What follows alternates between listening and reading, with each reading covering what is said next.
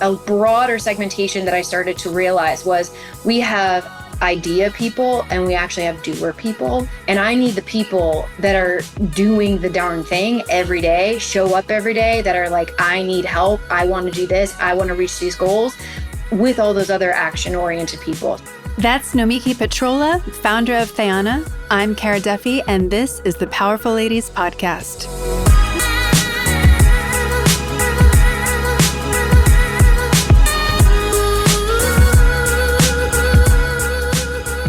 Welcome to the Powerful Ladies Podcast. Hi, thanks so much for having me, Kara. Let's begin by telling everyone your name, where you are in the world, and what you're up to.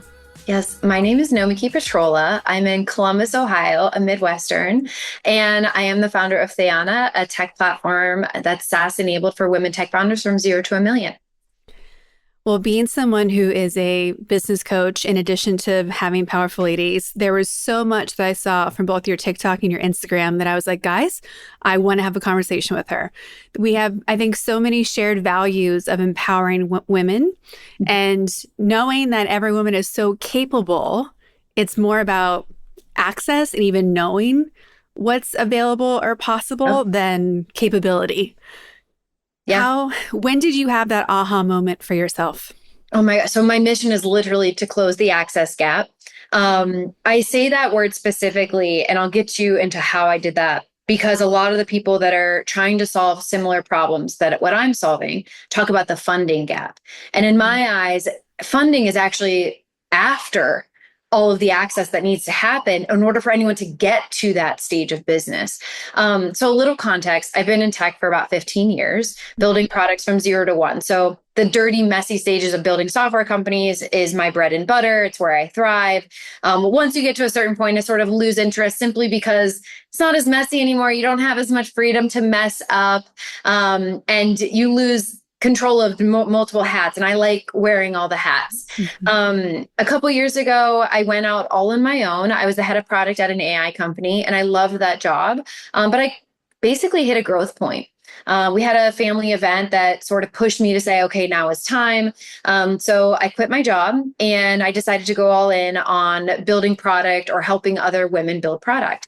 The reason why I niched down early on is because once I left that role, I had women tech founders in my inbox asking like, hey, do you consult? Do you do X, Y, and Z? I need help. And they couldn't afford my rate. And I'm like, this is so strange. Like, what's going on? I had never had any issues with, people, or now I know we're all men that had funding or money to be able to afford my rate for what I was doing. And that caused me to go down a rabbit hole of data. So I got about 100 people on a survey of women tech founders that maybe just launched or had some traction. And I asked them all these questions around like, how did you get started? Did you have a technical background? Where did you learn how to do this? How long did it take you to go from this idea to launch? And on average, it took people between 6 and 12 months for an MVP, which is way too long. Like, it shouldn't take that long to get an idea out. But it's because the access was inaccessible to them, right? To all the things they needed. So I started my first, company that's now sunset into Theanna, but it's called PDS Lab. And it was an accelerator to support women at the idea stage to build their first MVPs in a 4-month program. And what I did was I basically productized myself. I took all my skills out. Like, fine, if you can't afford my rate for me to help you do that, let me build in a system that I can teach anyone how to do that. It doesn't matter if you're a woman or not. It just happens to be the sector that I wanted to support, right? So that went really well, shockingly well, to the point where I was like, oh my gosh, this is way bigger than what I thought it was going to be. I thought it was going to be a nice service-sized business, and it blew up. And I'm like, okay, how do I help people at scale now? So I started Theanna, which just launched a couple months ago. We're almost 3 months in. And the point of it is to bring together all women tech founders from 0 to $1 million to close that access gap. I saw systemic issues when I was building the accelerator that I otherwise would not have seen if I wasn't in it every single day, 40 plus hours a week. And it dawned on me the different things that I needed to build. So Theanna was born from, okay, there's a bigger problem than people learning how to do MVPs. How do I do that at scale? And that's what Theanna is intended to do. And so far it's been great, honestly. I'm going to break down a couple of those things. I think what you just shared is juicy. There's so much in there. My background prior to being an entrepreneur was also in the product space, but for tangible products, like footwear, apparel, like whatever you wanted to make, I can help you make. Mm-hmm. But there was a lot of the same thought processes of what are budget and what is timeline and how is this going to actually work and will anyone care and are we testing it? Like, it's so interesting to me. And I think that's what I love about getting to help other people with their businesses is if you can make a product, you can make a business because it's just that's at a different level. Yep. And, I think that so many business women in particular are overwhelmed about the concept of a tech company because they don't know what that totally entails. Like my business is 90% online, digital apps. Yeah. So it's like, is that a tech company? Or do you need to be Facebook or Meta to be a tech company? Like where does something become and get defined as a tech company versus something else? Yeah. So there's a difference in my mind between tech enabled and a true software company. My majority is focusing on software companies where you're building a component of software that actually serves a need, less than strapping together, Zapier connections that give you tools and access to other things. I definitely have founders that are in that space because that's a definite MVP to test out if you can build the software. So I encourage people to start there because you start to learn systems, how things work together, software in general, like what are the different capabilities that they have before you go spend on building a true software company. But generally the goal is how do we empower more women who are building the next Facebook at the very beginning stages to get them where they need to be or to build a quote unquote lifestyle business or venture backed. It doesn't matter to me. But bringing the access to them so they can make, reasonable choices for their lives in the moment. I see so often, I've been in a lot of operational roles as well, and we're constantly creating new systems. And I think similar to what you just said, I tell people start it in a spreadsheet, then we can move it into an app, then we can move it somewhere else. It seems like there is an endless amount of software applications that are needed to solve things because there isn't a one size fits all for anything. Yeah. Do you think it's also endless what especially female founders are seeing where there are gaps in where things are broken in what the current technology that's available? So what's really interesting about solely working with women now is that you see hubs start to form in different sectors, family technology, women's health tech. Those are two really big ones that are in my community. We also have some beauty and fashion tech, like where they are experts in the space because women, in my experience, again, this is generalizing based on my experience, but what I've seen is that women want to solve problems that they've had, that they've seen in their lives that impact a lot of people that look like them, that have had those similar experiences. Oftentimes our gender is kind of left to the wayside simply because, generational changes systemically that have impacted us. Like, we didn't work 50 years ago. So now all these things are coming to fruition. We're playing catch up. And so more issues are coming to rise, right? I saw an article a couple months ago that there's over $1 billion that the government is allocating to women's health. Finally, right? And I think things are starting to come to fruition where everyone's like, I can solve that in this way. I'm going to go build that thing because they're so passionate about it. So what's really interesting too about women is that I primarily worked with men prior to this, right? Women both have great ideas, right? But what I've seen about women, which gets me so excited and inspired, is that not only do they want to make money, make a business, build something that they're proud of, they also want to have an impact. Like they really care. And not that men generally don't care, but the way that we make decisions is very empathetic, the nature versus nurture thing. And I've seen that they care more about, if I don't leave with millions, fine. If I did good, I'd be really proud of that. Right. So I think that's a difference too in how we make decisions and kind of the products that I'm starting to see come to light. Well, and I think too, when I think there's an excess right now of both marketing concepts and businesses that are lacking soul. Like, why do we need this? Who cares? Is this going to exist in 6 months, let alone 5 years? And I do think that when I see the same thing, like women putting impact first, being heart-led, the soul of the company gets to shine through, which makes everyone fall in love with it so much faster. Like it's a completely different community building feeling, like you want to support them. And I'm hoping like the VC shift is starting to move into supporting them when they're ready. Yeah. I'm glad that there are some female founded VCs that are happening. But I also think that there is so much, like 98% of businesses are bootstrapped. And I think it's like 99.9 of women's are. Yeah. And when you are leading with this heart and soul component of like how you're changing things for people that you care about, it's so much easier to get other people on board. And it also feels better to me knowing that people like you and I are capable of making whatever needs to be made. Yeah. But it feels better.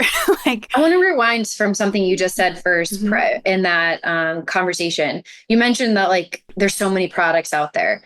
Well, the first thing I want to call out is the main reason for that, which is a pro and a con, is that now AI has made it possible for anyone to build an MVP without a technical background. Yep. Another stat too, and I haven't done a true data dive on this, but something to be wary of is that 75% of engineers are men. So building product, making it easier to put out into the ether, just testing things just to testing because you can, doesn't mean you should. But now the barrier to entry is so low. So anyone can start to build. I mean, I'm hosting a hackathon next week for 150 women that most of them are non-technical, like probably 90% of them don't have a technical background. So the barrier to entry is a lot lower. However, to that comment too, is that the entrance or like the ability to succeed, now the competition is so much higher. So we have to rely, to bring out to the second half of what you were just saying, we have to rely on how are we leading? How are we making decisions? Is that MVP that's not beautiful doing something to help someone else, or is it just junk in this, in the air? So I think they all kind of relate. Again, I haven't done like a true correlative data study, but from what I've seen generalizing, I think they all are related. if we go back to 8-year-old you, would she have imagined that this is your life and this is what you're doing today? No, I have 4 brothers. I'm a Greek family. My mom is actually a badass. She's an entrepreneur of over 30 years. So I never knew anything different. But with 4 brothers, you're the black sheep of the family. I didn't know what I was going to do. I was always competitive because you kind of have to be. But I didn't really find like my true fire until college, where I was like, no, I'm going to make a name for myself. I'm going to do what I want to do and stick up for myself. I'm okay with being the black sheep. Like, before I used to be sad about that, or my brothers would be like, you can't say that out loud. And I'd be like, why not? Like, I'm very like black and white. I say things out loud that, they used to be embarrassed of. And I used to shutter that self when I was younger. I did. And I didn't really lean into it until, college time, where I started to figure out who I was. And then I loved my work.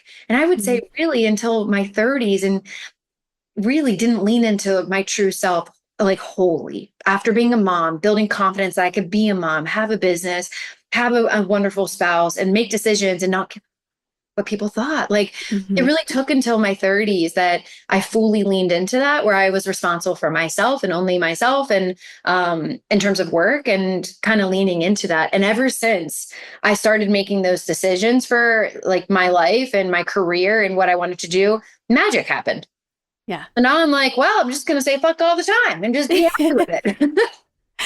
No, it's such a core part of my personal philosophy and how I'm supporting other women, because we make business and life so hard. And when we really choose what is for us and aligned to us, and actually choose the easier path, the one that we don't have to constantly feel exhausted on, things just start to fall into place. And it's when you hear other people talking about, like, I know there's people listening being like, oh, another one who's just figured it out. And, so for you, like, how did you get into that alignment space? Was it, were you going through things and realizing like, I just don't have the energy anymore? Was there a major pivot for you? Like, when did you choose, I'm going to be me?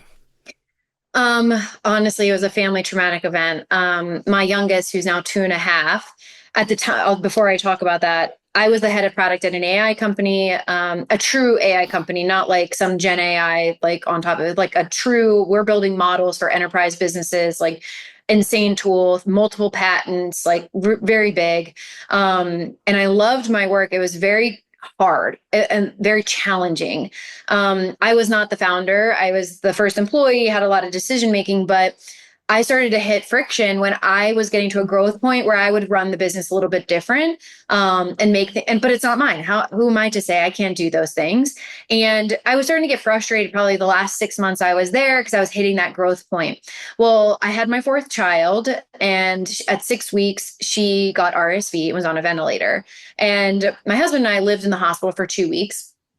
On day 8 of her being on the ventilator, they tried to extubate her 3 times and it failed. And that was a moment where I was positive the whole time, like very data, like tell me everything that's going on so I can understand what's happening. But that moment when it failed the third time and within like 6 hours, I was like, we might not leave with our daughter. What's happening? And in that moment, my husband and I sat down after a lot of tears and the doctor coming to calm me down, all the things. I just said, like, I'm changing my life. If I don't leave with my child here, I have 3 healthy kids at home. I have to be everything that I know I can be. And I quit my job the day I got home. I said, thank you. Like, I'm so grateful for them. They're wonderful leaders. It just wasn't a good fit for me anymore. Quit my job when I got home at 6 weeks. My husband quit his job. He was like, what am I doing? And he got a vasectomy. But that moment, I was able to finally turn what I was meant to be. And it took that moment of like perspective on life to change how I operated as a human. And ever since then, there's been, it's so much clarity. Like, I don't care if I mess up anymore. And I make decisions because I want to make them. And I'm willing to be risky and test things and, do all the things because I have high conviction I can do it. So thankfully, I've had a career that gave me that conviction. Like, it's not like I'm coming out of a different industry and coming into this. And I'm very grateful for that. But it really took a moment, and I hope no one goes through that, but a moment to say, like, Nomiki, what the F are you doing with your life? Mm-hmm, mm-hmm. Entrepreneurship is also a constant roller coaster. It can be by the hour, by the week. Pivoting from being focused on the product and making, all those challenges that are in there to not just thinking about the product, but also thinking about being, CEO, which often includes a lot of really annoying tasks. Yeah. How has that perspective shifted you further? And I imagine it's made you more compassionate for the women that you're supporting as well, too. Yeah. Well, what's beautiful about leading this company is that I am one of them. So I don't feel like I'm above them. Like, Mm-hmm. I feel like I am one of them. I'm going through the shitstorm with them. The things that I want, I'm building. And the only reason I'm building them is because people have said, I want what you have. How did you do that? I'm like, oh, well, I never considered the tools that make me challenge myself every month or something that you also want. So the more conviction I get from, women saying like, I love what you're doing. How do I do that too? I'm like, all right, well, let's just try it. And so it's really, I think it really helps that I'm not leading from a pedestal. Like, I'm in the mud too. And like today we had a meeting right prior to this. Every Friday we have a challenge collaboration session where we separate by stage of business. And then we talk about what are we needing help with? It's a very curated community. The people there are like very personal. They're willing to share what happens in Theanna stays in Theanna. We say that all the time. And I'm able to be like, I'm struggling with this. And even though I built this for them and I brought them there, I'm also like, F me right now. I'm struggling here. Who has thoughts on this? So I think honestly, because I come into it with that lens of, I don't feel like I'm better than you. I'm in the same stage. I'm just trying to figure it out. Let's just build this together. It helps. I do in product. I think in life, I've always felt this is like, whatever I'm doing, it's not just mine, it's someone else's. And just literally the other day, I posted in Theanna, I was like, I'm designing this new feature set and I've never done this before. I was like, but would anyone be interested in joining a town hall and kind of ripping it to shreds with me and telling me like, that's stupid or I like this idea? And within minutes, I had 19 people were like, I'll be there. I'm like, Mhm. okay. And I said to them, I was like, this product is yours is just as much as mine. Like, I want to build it so everyone can succeed and take the nuggets from everyone and curate an experience that we all get value from. So I think I never really thought of myself as a CEO. I've actually never called myself that. Um, so that's interesting. I don't know. Well, I think it speaks to being oriented towards the product and the people. Mhm. Um, there's anyone who's been on dating apps recently, there's like all these jokes about how like everyone's a CEO suddenly. And you're like, of what? Like, Like, what do you have? yeah, exactly. And I think there's a lot of times of, I believe so much in staying in your zone of genius. So how are we delegating, automating, getting all the things that you shouldn't Yeah. touch off your plate? But there's a lot of things that are in the CEO bucket that you can probably delegate majority of it or just actually have a separate CEO for your Yeah. own company. But there are some things that I think like kind of force you to step into that leadership space of, oh, yes, I do need to be able to understand this legal document. Oh, I do need to be able to Yeah. look at these numbers. And nothing makes me more proud than having someone who's like afraid of a spreadsheet, love a spreadsheet, because it's empowering. Yeah. And I think I'm sure you see it too when people like understand a tech stack and you're like, that light bulb Yeah. moment you can see in their eyes, you're like, yeah, you can understand this. Mhm. It's the Because best feeling. mhm. Yeah. One of the things that we've been working on in our communities is this conversation about accessible versus exclusive. Yeah. And it's been a really interesting conversation this year. Been working on like our, I think 4.0 at this point version of our group, our digital assets. And it's been really interesting because I'm the type of person who wants to invite everyone to the party. Yeah. And then I also want to protect the people who are in the community and the level that you're at. And you just Yep. mentioned how you break out by phase of business. Mhm. What is your opinion on being accessible, but honoring where different community tiers are at? So I started with a free tier. Mhm. And I shut it off about a month after. And the reason I did that, I had so many people that were coming in. I had almost 500, and it was amazing. But the people that were paying, that wanted the additional support, they were getting caught between the mess of people just coming in, and it was causing bloat essentially, Mhm. where there was too many inactivity like metrics that were happening inside, and then there was like one that was getting lost that really needed it. And I'm like, if you can, I want to help everyone. I genuinely want to Mhm. help everyone, but I shouldn't be helping everyone. Like, it's just like choosing a pair of shoes where, yeah, anyone can wear those Nike running shoes, but are they the right fit for you? I don't know. I just got a pair of Reeboks because the front thing wasn't working.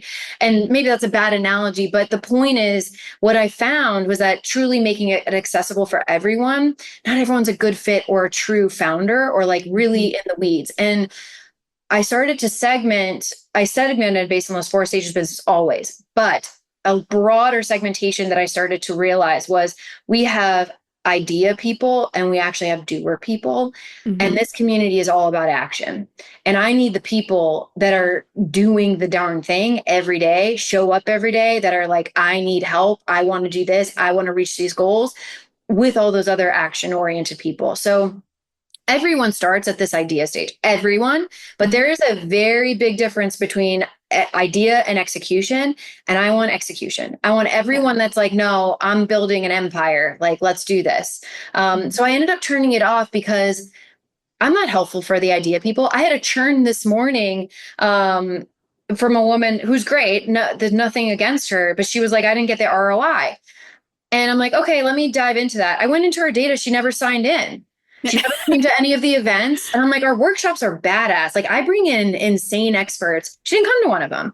So Yeah. I'm like, yes, you should churn. And then I realized, I saw that she was at the idea phase because I'm tracking that data. And I did some Mhm. more deeper. She's not building actively. So I'm like, Mhm. okay, that makes sense. This is probably not a good stage for you. Maybe in 6 months, come back. Yeah. So I think I am trying to close that access gap but I'm doing it for a very specific group of people that are ready for access, right? And that's Mhm. different. It's totally different. And when you're providing all this opportunity for people, you want people who are playing back Yes. Yes. because That's what you're community is putting, all about. yes, well, and you as the holder of this space, you're working so hard to be Yeah. there for people, give them new tools, find new experts. And you want to, there has to be that at least feeling of appreciating it, doing something with it, taking it Yeah. and running with it. Um, it's been, it's been one of the hardest things for me in this process has been separating myself from the businesses I'm working with Yeah. because I'm so good at seeing possibility. Mhm. And if I start to feel like, oh, just give me your business, I'll make it for you. I'm like, Yeah. nope. You We got to have do it. crossed the Yeah. line. I have to step back because if I believe in their business more than they do, if I see more possibilities than they do, I mean, it's different if it's like 10% more or like, oh, did you Yeah. think about this yet? But I can't carry 1,000 businesses for other people. Right. It's not how it works. So it's been a really interesting dialogue about this space because when you first start to turn levels off, it feels gross. At least it It has does. for It me. feels like, did I do the right thing? Is that appropriate? Yeah. But immediately when I did it, I got 66 signups in that month. Yeah. And then the next month, I got another 40 or something. And I Mhm. was like, okay, the people that want, like, they are ready. And that's who I'm attracting. And ultimately, if Mhm. we're going to build stable businesses, we have to remove like the people that are there to lurk and, all Yeah. the things. Like, we need the people that are ready to contribute, to support the other members, like genuinely Mhm. care about success for everyone, not, the give first mentality. And since doing that, I've seen a major change. I'm really glad I did it. I've Yeah. had people say like, you should have waited another 60 days. I'm like, you don't know you're not seeing what I'm seeing. Like, Mhm. I can't, like, because then I degrade the opportunity for the people that really want it. And I need to pay attention to them. Like, I can't send a Mhm. DM to people that are just there. Um, Mhm. so I found it to be, yes, I was nervous as all hell. I did it on April 15th. I was freaking the F out. Um, and I'm so glad I did. I'm not Mhm. looking back. Yeah. Well, the big this year for me, I just keep thinking about who do I want at my table? Yeah. It's such a family community feeling for me. Mhm. And my rule for especially private coaching clients is I want dream clients only, which to me mean people who I would go on vacation with. Yeah. And the bar is that high because I like it's pretty easy to actually go on vacation with people, but are they people you want to have a conversation with for Yeah. multiple days? Are they people who you're going to be able to go through different types of conversations and And I'll it, be aligned and yeah, and respect yes. each other that whole time. Yeah. Yeah. So I keep coming back to this idea of who do I want to sit at this table? If I'm bringing people together, are they going to enjoy talking to each other? It's much more of a curated moment. And I was watching Anna Wintour giving an interview after the Met Gala, and she was talking about kind of that thought process that goes into who she's The inviting every curation. year. Yeah. Yes. And it's such an example of the pinnacle of curated and the impact it has. And she was even being interviewed by somebody who's been invited before, but not this year. And they totally got it. They're like, I yeah, get it it. wasn't a fit this year. Hmm. And I can't wait to be invited again. And I'm still supporting it no matter what. And it was just it was such a rewarding thing to see, to be like, oh yeah, no, we are doing the right thing. Yeah, 100%. I Hmm. agree with that too. I think ultimately you want to build what you see like in the future as well, and like what makes you feel good at night. Like Hmm. I go to bed very cozily, happy and enjoying the process. Like I don't have the ick. And ultimately you have to enjoy it. And if you're curating the wrong people, Yeah. yeah.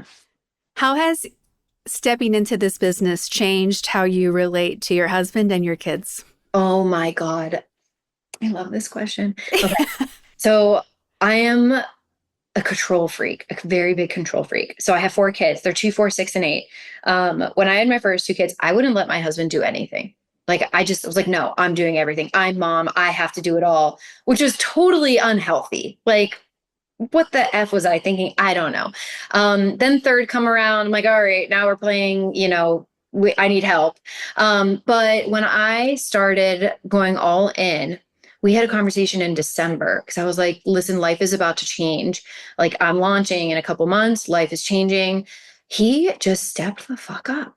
Mm-hmm. I mean, he is a 50-50 partner. He works his ass off. He does everything. Like, I don't even have to ask. And I used to have to ask, but once we had that alignment, I'm like, dude, you're the best husband ever. Like, what are we going to do? I don't know. It's just, I feel like a lot of people have that opposite experiences, but we were really intentional about like, I'm only doing this if we can do this as a family because I refuse to break the family. Like, family Mm-hmm. first, always, no matter what.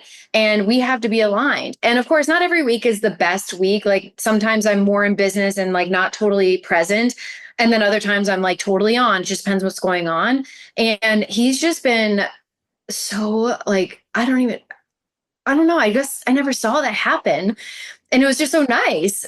So our relationship was tough at first, but then once we aligned, it's been wonderful. I'm so grateful that he's like, wasn't one of those guys that was like, no, or just made me stress. Like he reduces stress, and that's great. The kids, they're awesome. It's so fun raising kids, not having kids anymore, like not being pregnant, but actually like focusing on them. And I don't know Mm-hmm. what stage in life you're at, but it's very different when you move out of being a total incubator for babies and then actually raising the babies. Like I can take care of myself better now and leaning into like, let's go to the park and I don't feel like I have to bring a bottle with me. And it's been really nice. They're still young, but they see me. My daughter, who's 8, she plays business. And like she sees what I'm doing. She literally has her own thing. She's like, so tell me about the startups that you worked. I'm like, I told her, I was like, I'm going to teach you how to use Lovable. Let's build a Mm-hmm. product because she likes doing makeup tutorials. She can do that at home. And like, we should teach you how to build a product. So I'm like, is it too early to do that? I don't know. But, I feel like I'm an anomaly here that I'm very lucky, very, very lucky, but not without hard conversations and some Mm-hmm. falling on our faces for sure.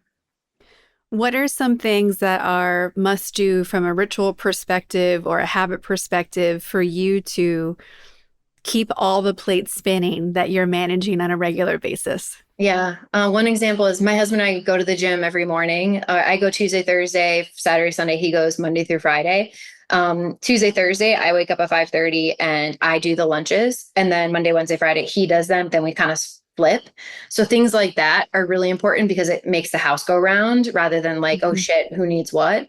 That's one example. I'm a night owl, so I stay up late. After the kids go to bed, I kind of close out because I'm on calls a lot. So I don't get to have free form thinking very frequent. Like I have to make time for that. And that usually is around 8:30 when they go to bed. So I spend a couple hours, spending time with my husband or watching something. And then also, all right, what emails do I need to send? What are top of mind that I didn't do? How do I plan for next week? So I reduce the amount of things I have to do. And I finally gotten this routine where I don't have to work every night, which is really nice. Like I figured that out. So I'm not, like tonight, we're like, let's take the kids to the market. Like, let's go do something fun together. And then after they go to bed, do you want to go downstairs and watch a movie?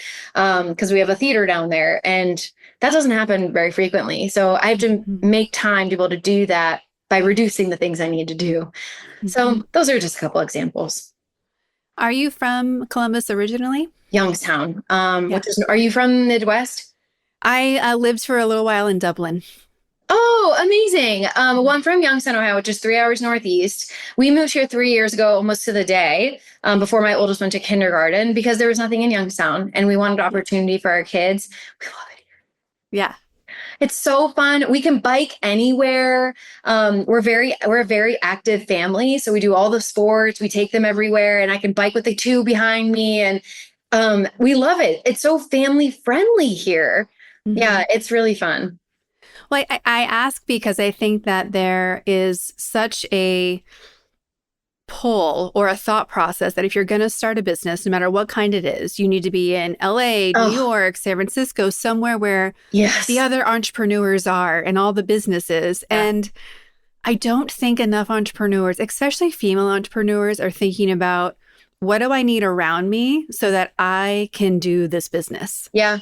That's a valid thought. I think a lot of people that are not in tech only think of like big tech, so they don't actually consider, the day-to-day businesses that are running. I'm referencing tech specifically. When I moved here, I didn't really go out. I had a baby, so I didn't really go out and like go to events and things. But about a year ago, I started to, and I realized there was actually a big tech scene. I just did it even though not knowing. But Mhm. now that I do know, I'm trying to inject a little bit, in the Techstars ecosystem and with Mhm. Columbus and Ohio State and Mhm. some other tech summits that they have. You do need to be around like some of that so that you're immersing yourself. Though I do think some people put too much weight into that and less Yeah. into building the business. Mhm. Like I call these types of business people that they love to pitch, but they won't actually go get their customers. Yeah. I'm like, you got to do the groundwork. Pitching and talking only gets you so far, but it's not gonna work if you don't actually get the people to come along with you. So yes, it's important, but I try not to put too much weight into it because ultimately you need to get customers to make a successful Mhm. business. That's one of the requirements that are on the new checklist for entry. Have you sold anything? Yeah. Unless it's truly a startup concept, which is a different kind of track in my Yeah. world. Have you sold anything? Because it's the hardest thing to get the hurdle that I've seen is to convince people to pick up the phone, have the conversations, like do the selling, not the, to your Mhm. point, not the pitching. And we can do everything else. We can make all these beautiful businesses, but if you're too scared and intimidated Yeah. and stopped in the selling process, like I really can't help you. Like, Yeah. and I don't know who can. I think a lot of people are afraid of rejection, and that's where it Hmm. stems from, and like feeling stupid or that they don't know what they're talking about. And um, I tell people that I work with, because I still run the accelerator under Theanna, and half of it when they join, I'm like, half of this is mental. Like, Yeah. I can give you any tool. Like, I can give you all the things, and I could tell you. I was like, but if you don't get out of your head, and if you don't like care less about what people think about you and like don't take yourself so seriously, then you're not going to be able to make it because it's all about your mindset. And if your mind is not right, you're not going to be able to get to that next stage. You can build behind a screen all day, but if you can't talk to someone, no one's going to buy it. So Hmm. the first month of our accelerator is all about validation. And I'm like, you're not allowed to touch a survey. You're only allowed to have conversations. I'm like, and Yeah. those 10 conversations you start with, you're going to string them along for 4 months. I'm like, because you need to get comfortable being uncomfortable and talking to these people and getting data from them and changing things because they're going to tell you your baby's ugly. It is ugly. Like, well, all Yeah. of our babies are ugly. Like, we know that right out the womb, right? So we have to be okay with that and keep going. I love that idea because it's when you switch to thinking about your business as a project that has different phases and is going to evolve. One, I think that weeds some people out who are like, no, I just want it to be one and done. And you're like, that will never happen. This is a living, breathing. Like I always say that product or business creation isn't a linear line, it's a spiral. Yep. And people get so frustrated, like, why are we talking about the customer again? Or why are we talking about this component again? I'm like, because we're at a new level. Like, Yeah. does it still work? Has it evolved? Has it changed? And this year in particular, I've had quite a few clients who have had radical shifts in who their clients actually are. Oh, And I think it has to do a little bit about where they are in their like life cycle annual journey of, yeah. oh, we've been around for 7 years. They're Long aging time. out. Right. They're like, I'm like, you can't be the customer anymore. Right. Or maybe Yeah. you are. And that means your whole Well, target business is customer. going to change now. Yeah. Yes. Do you have the So, energy to pivot? yeah. Have you talked to anyone who's bought anything in the past 6 months? And yeah, I'm always laughing. Like my group and clients will ask me, like, what do I need to do? And the answer is usually make a list and make a phone call. Yeah. And they're always like, why can't I send an email? I'm like, it's not No. Yeah. the. You have to talk. You have to get in front of your, like, I'm obsessed with my customers. Again, I am them, but like people and TikTok, I post all the time. And someone today was like, well, do you have an AI note taker that's synthesizing your data? And I was like, yeah, I do have that. I was like, but I'm in the community talking to them every day. Like Mhm. I'm in everyone's DMs. Like I'm sending voice notes. After Yeah. everyone that signs up, a week later, you get an onboarding call with me. I want to know everyone. Yeah.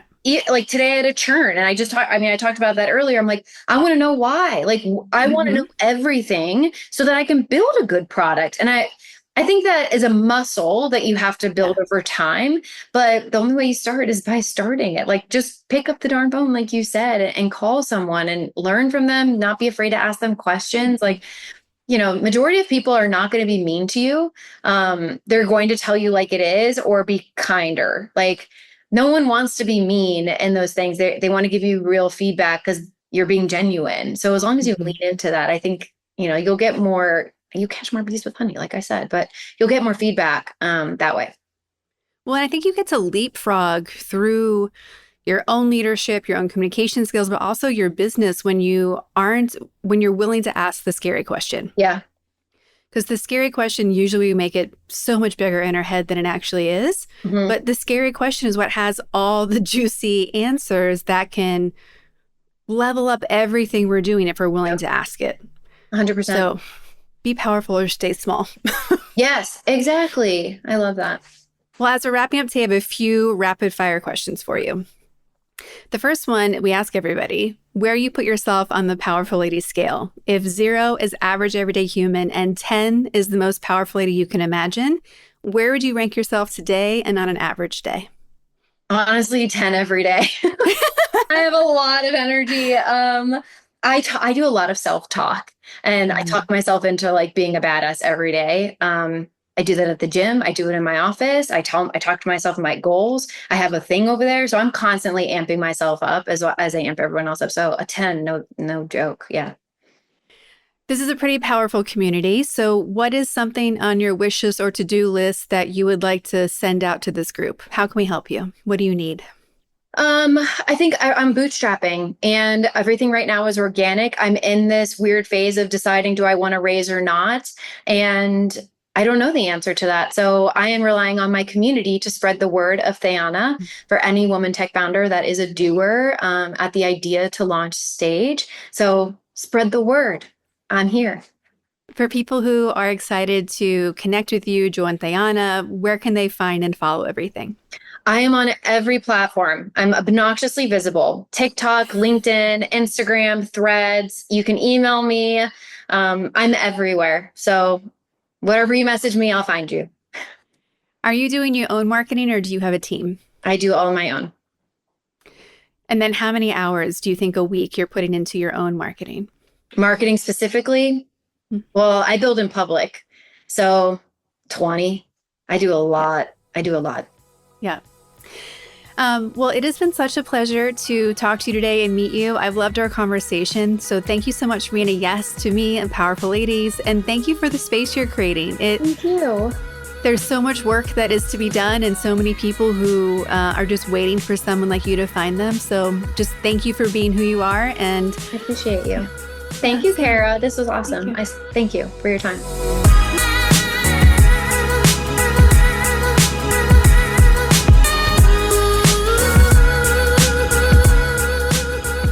thanks for listening. If you enjoyed this episode, please subscribe and share it with a friend.